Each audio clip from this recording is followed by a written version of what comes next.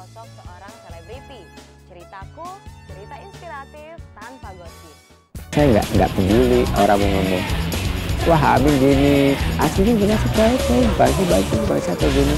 Bodoh deh mikirnya, itu saling poin saya kan, itu saling poin saya jualan saya, tapi ya mereka nggak usah tahu dan saya pun nggak mesti membuktikan apa-apa mereka. Mas Aming ini akan tetap jadi laki-laki, bahwa beliau ini mungkin akan punya karir sebagai cross dresser performer gitu ya. Oh, Pak Kiki baca Ki. Seorang pemuda bernama Antomoto ditangkap karena ketahuan membawa sekantung penuh puisi di bokep ya. Mana sih? Antomoto kan kita Ki.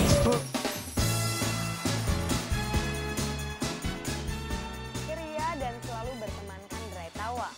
Itulah gambaran komedian Aming Supriyatna Sugandi. Keceriaan yang wajar saat ia telah meraih sukses dengan berbagai iklan, film televisi, serta film layar lebar telah dilakoninya. Tapi bagaimana dengan masa kecil yang dilewati oleh komedian satu ini? Benarkah ia harus berjuang ekstra demi membackup mimpi yang ia cita-citakan? Berikut ceritanya.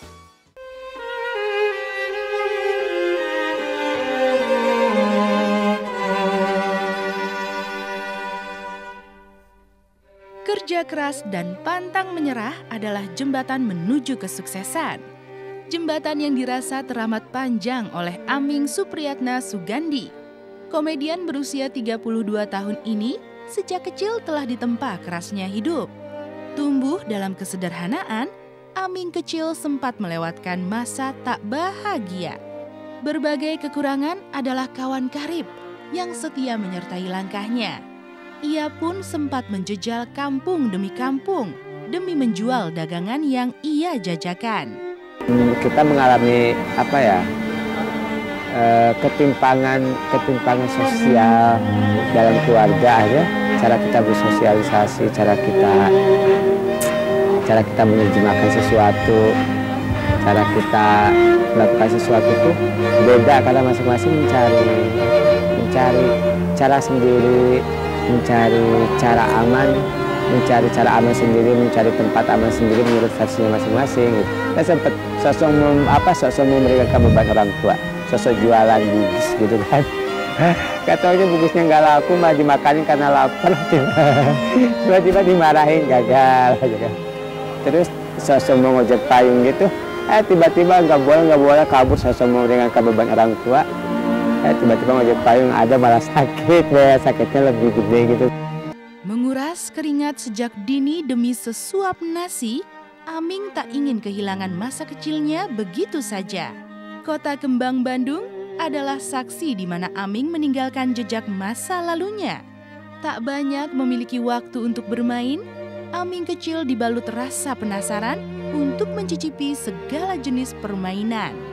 Perjuangan Aming yang tak terlihat sang ayahanda yang berjuang mencari nafkah di ibu kota Jakarta. Jauh sama anak, jauh itu bukan apa-apa ya. Apa itu cari nafkahnya dah. Jadi seolah-olah Amin waktu kecil itu bapak ngeliat gerak-geriknya gimana gitu ya. Tahu-taunya udah besar aja. Malah waktu pertama masuk di SD ya di Lenggawastu, Aming itu ya orangnya lumayan lah, orang cerdas gitu ya. Saya tipe orang yang curious gitu kan, saya suka penasaran gitu kan. Itu mainan apa sih, semua saya coba gitu kan. Dan tanya teman-teman masa kecil saya belak-belakan aja. Semuanya saya coba, dari mulai main bola, gitu, lari-larian, sampai main bola bekel, ngecat tinggi gitu. Itu membuat saya sampai sekarang all in, dan saya bisa ada yang ngomong, ini jadi banci cocok, jadi laki cocok, jadi bener gak sih? Jadi ya mau jadi laki, mau jadi cewek, jadi banci, jadi nenek, jadi aki-aki.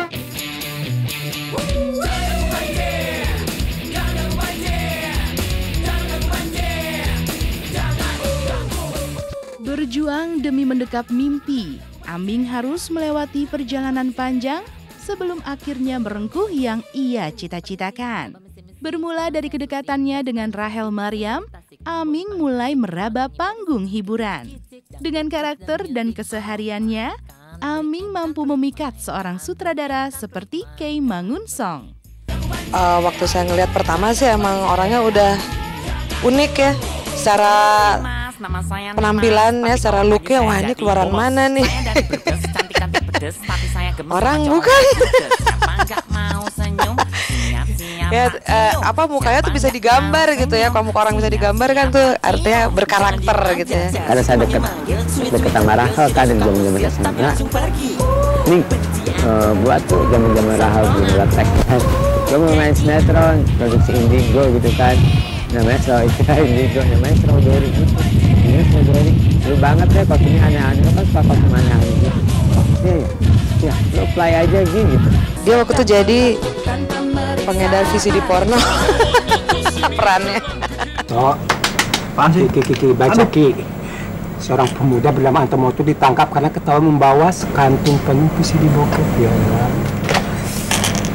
Mana sih? Antomoto kan kita Ki.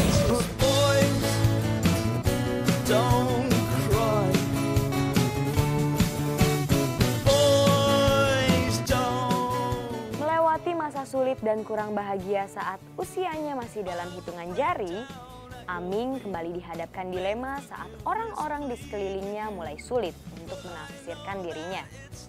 Terlahir sebagai laki-laki, Aming kerap bertingkah dan melakoni peran sebagai perempuan.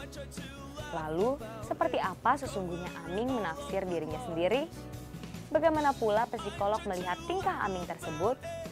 Benarkah itu murni tuntutan profesi atau telah menjadi jati diri? Simak ceritanya setelah yang berikut ini. Mas Aming ini akan tetap jadi laki-laki, bahwa beliau ini mungkin akan punya karir sebagai cross-dresser performer gitu ya.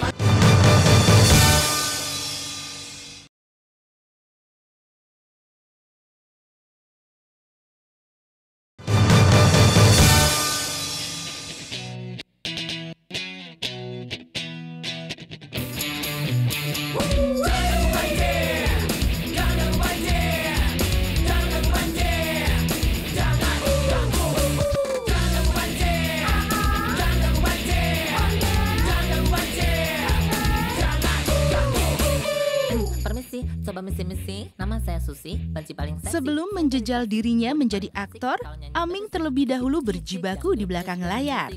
Mahasiswa jurusan tekstis jebolan Institut Teknologi Bandung ini punya segudang cerita yang menjadi mula perjalanannya. Dan salah satunya adalah ketika ia dipercaya menjadi wardrobe. Misalkan wardrobe itu baju di laundry gitu ya, terus kita cari sponsor laundry. Saya nggak ngerti dan bobotnya nggak nanya, karena saya nggak tahu sama sekali. Kata gitu masih gimana, saya cuci manual, pakai tangan, sampai berember gitu ya. Pulang ke rumah, duluan saya pulang ke rumah belakangan, pintunya udah dikunci, Rahelnya udah tidur, di telepon susah kan sebenarnya nggak dapat tuh. Saya tidur di luar gitu kan, tidur di jalan, terus ada angin penjaga, saya tidur bersama angin penjaga gitu kan ya. Seumur baru tidur sama angin negara segala macam. Tapi saya nggak anggap itu susah gitu kan, nggak, saya cuek aja. Mampu menemukan gerbang kesuksesan, Aming kembali dihadapkan persoalan. Kali ini hadir dalam dirinya sendiri. Aming yang kerap bertingkah dan memerankan karakter perempuan membuat kebanyakan orang salah menafsir diri sang komedian. Tapi bagi orang-orang yang mengenal Aming lebih dekat, Aming tetaplah seorang laki-laki yang hanya bermetamorfosis ketika dituntut berperan di depan kamera. Hal serupa juga diungkapkan oleh seorang psikolog seperti Cassandra. Dia normal, dia suka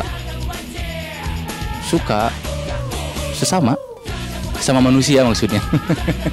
normal, Aming laki-laki Jan. Nggak banci sih, dia cowok, datang bawa cewek lagi. Aming. Itu bawa cewek loh dia. Mas Aming ini akan tetap jadi laki-laki, bahwa beliau ini mungkin akan punya karir sebagai cross-dresser performer gitu ya dalam waktu yang panjang. Tapi saya kira dia akan mempertahankan kondisi atau jenis kelaminnya dia di sini gitu, dia tidak akan pindah beralih gitu ya untuk menjadi seorang crossdresser murni. Tafsir berbeda dari setiap orang terhadap jati dirinya tak membuat Aming kelabakan. Baginya itulah hidup yang penuh pilihan. Selain itu, Aming merasa cukup tahu bagaimana sesungguhnya dirinya sendiri. Dan demi itu semua, ia mengaku tak perlu membuktikan apa-apa. Selama ia berjalan di atas garis yang telah ditentukan, Aming berusaha menganggap celaan banyak orang sebagai penyangga tiang kehidupannya. I don't have to prove it to everyone gitu kan. Saya nggak usah ngebuktiin itu ke semua orang gitu kan. Dan no matter what people say gitu kan, saya nggak peduli orang mau ngomong. Wah, Aming gini, aslinya gimana sih kayak baju bangsa atau gini. Bodoh deh mikirnya, itu saling poin saya kan. Itu saling poin saya jualan saya, tapi ya mereka nggak usah tahu, dan saya pun nggak mesti membuktikan apa-apa mereka.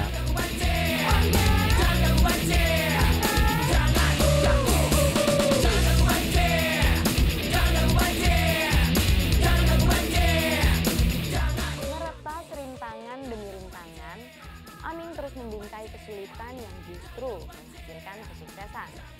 Kesuksesan yang kian cemerlang ketika ia dipercaya dalam berbagai peran dan berhasil membuktikan kemampuannya.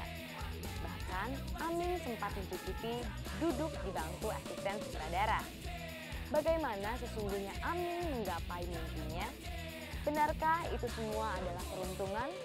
Ataukah hasil kerja keras yang tak kenal lelah? Simak ceritanya setelah yang berikut ini. Saya mengemban sebuah kepercayaan yang tadinya cuma ngomong doang gitu kan. Tolongnya saya suka gitu ya, begonya maksudnya.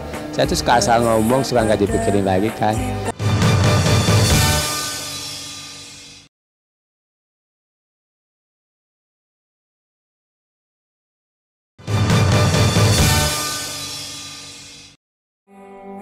Jadilah engkau milikku selalu utuh.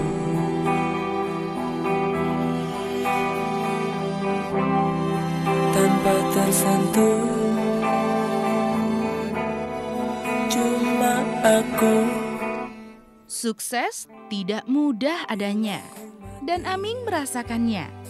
Lewat perjuangan panjang serta tak jarang membingkai kesulitan, akhirnya ia menemukan jalan cemerlang. Kemampuan Aming dalam berakting kian terasa tajam. Sejumlah film mulai dari Janji Joni di tahun 2005, Aming terus meretas impian. Saat terlibat dalam serial Dunia Tanpa Koma, Aming kembali membuktikan bahwa ia bukan aktor sembarangan. Baginya, inilah kepercayaan yang harus dipertahankan lewat berbagai cara.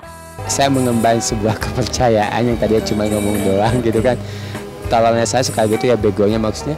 Saya tuh suka asal ngomong, suka nggak dipikirin lagi kan. Tapi ya seneng aja tiba-tiba pada oh ya udah gitu. Terus kata Tora cie katanya. Dia aja kayak gitu. Dasar papan atas katanya. Minta apa. Gak juga, iseng doang ya, nggak tahu dikabulin. Dalam serial ini, lagi-lagi Aming dihadapkan pada persoalan transgender. Walaupun itu dalam peran yang tak lagi asing ia mainkan, tapi Aming tetap merasa tertantang untuk menaklukkan karakter yang harus ia lakukan. Dalam serial serupa, Aming tidak hanya menjajaki di depan kamera. Ia terus mengepakkan sayap hingga duduk di bangku Astrada. Maka, inilah cerita Aming ketika berperan sebagai aktor sekaligus asisten sutradara. Kalau di Makassih ya masih transgender juga, cuma kan itu ada bertransisi jadi seorang pria. Itu juga menarik waktu di Makassih kan, sampai ada tiga seri gitu kan, sampai akhirnya dari prosesi dia dari tadinya dari seorang waria jadi seorang lelaki itu kan sampai ngabisin 3 episode. Itu udah saya lakoni. Dan ketika ada tawaran lagi Dunia Tanpa Koma, pas saya tanya apa nih perannya Astrada, asisten sutradara. Oh udah saya ambil lagi gitu. Biasalah agak-agak konyol gitu, cuman ya bukan labil tapi ya dia tuh punya perilaku apa ya, punya perilaku ya bukan labil siapa ya, konyol aja labilnya, karena bukan labil yang destruktif tapi lebih labil yang konyol gitu. Jadi karena pressure kerjaan dia membuat karakter dia tuh ya kadang naik, kadang turun, kadang lucu, kadang temperamental gitu. Jadi ya pasang surut gitu karakter, cuma masih dalam kapasitas Asrada yang lucu, tampilan Asrada yang lucu, bukan yang killer Asrada gitu, enggak. Kita sama-sama tahu yang mainnya siapa lah, jadi ya habis dibiaya apa coba gitu. Tapi ya emang kalau misalnya hasilnya bagus, emang tidak mengecewakan, kenapa enggak. Dan itu yang saya bilang Pak Leo tuh kerennya, dia berani nyoba semuanya, yang bisa dibilang beliau tuh selalu jadi pionir gitu.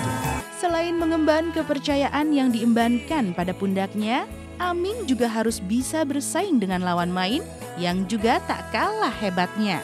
Tora Sudiro, Dian Sastrowardoyo hingga Fauzi Baadilah menjadi lawan main Aming. Tapi nama besar orang-orang yang pernah bekerja sama dengan dirinya tak membuat Aming gentar. Justru ia semakin terpacu untuk membuktikan bahwa ia mampu.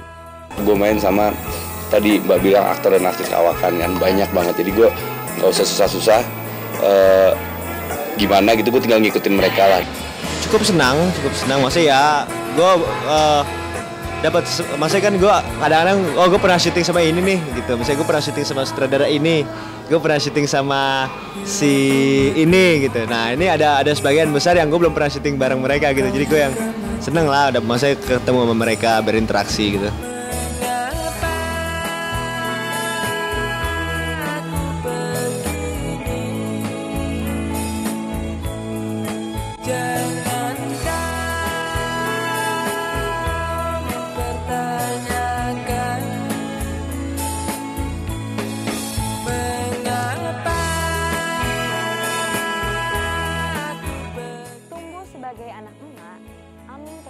Jiwanya saat sang ibunda tercinta berpulang ke Tuhan Sang Maha Pencipta. Derai air mata tak henti membasahi pipi sang komedian ini. Bahkan Aming kerap dihampiri mimpi bertemu sang ibunda. Lalu, adakah penyesalan yang menusuk ketika sang ibundanya tak lagi bisa dipandang mata? Apa pula keinginan orang tua yang belum sempat dia lakukan? Simak ceritanya setelah yang berikut ini. Ya gue sempat mimpi, terus nyokap kelihatan cantik, muda, bajunya putih gitu kan. Tapi dia ngomong gura kawin gitu kan.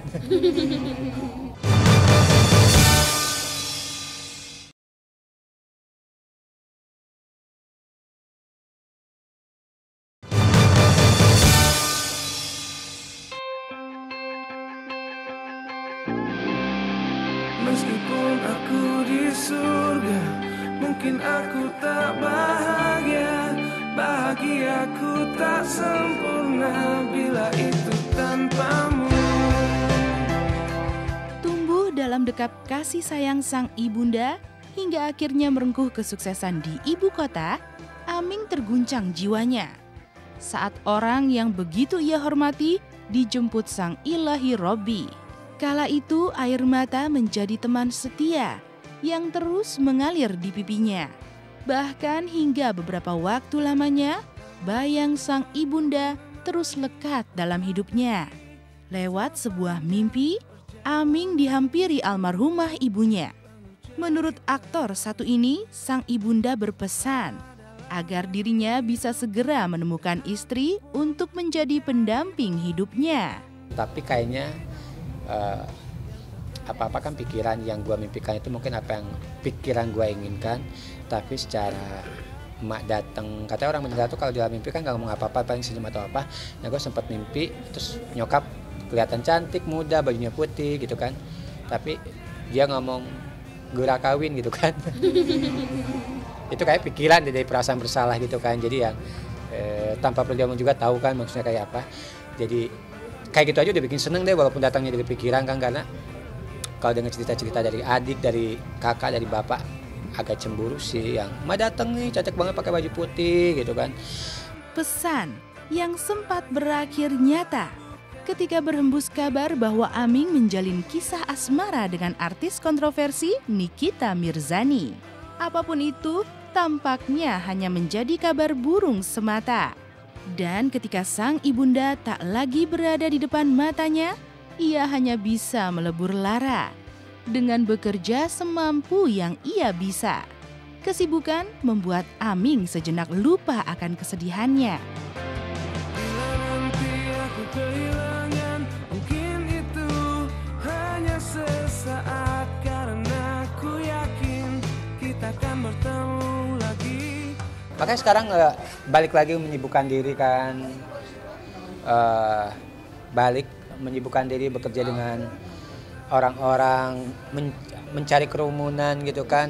Pokoknya dalam kondisi seperti ini, dalam situasi seperti ini, untuk menstabilkan pergolakan yang di dalam itu kan gampang ya. Jadi mencari membentuk lingkungan positif gitu aja lah, dari omongan, kelakuan, semuanya pengen positif. Kalau misalnya lingkungan kita negatif, gimana cara kita membantai dengan hal-hal yang positif, pasti outputnya juga bakal positif kan.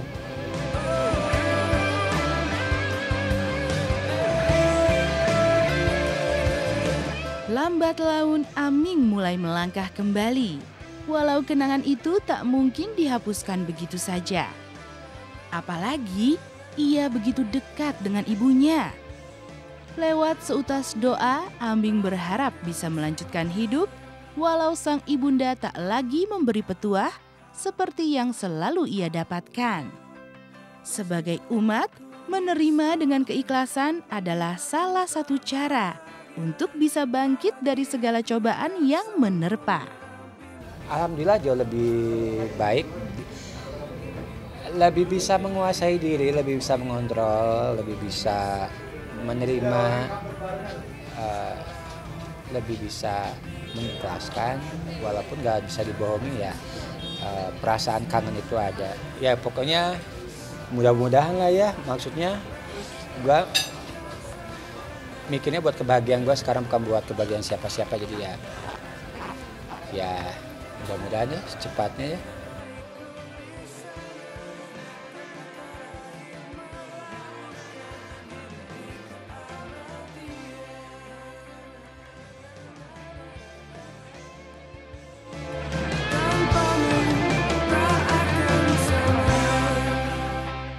Gesekan dan ketidakcocokan hadir dalam hidup manusia sebagai makhluk sosial. Gesekan akan berbuah kesuksesan ketika hal itu dijadikan landasan untuk menempuh cita-cita. Semoga kehidupan dari selebriti tadi membawa inspirasi bagi kehidupan Anda. Sampai jumpa di ceritaku berikutnya. Dadah!